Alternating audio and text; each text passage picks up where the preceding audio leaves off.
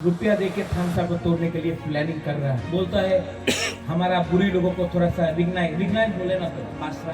पासरा दिया जाओ उन्हीं बीजेपी रे वोट करबो আমার কথা আছে পাসরা নিয়ে নাও রিগনাই নিয়ে নাও টাকা দিলে টাকা নিয়ে নাও और वोट कहां में होगा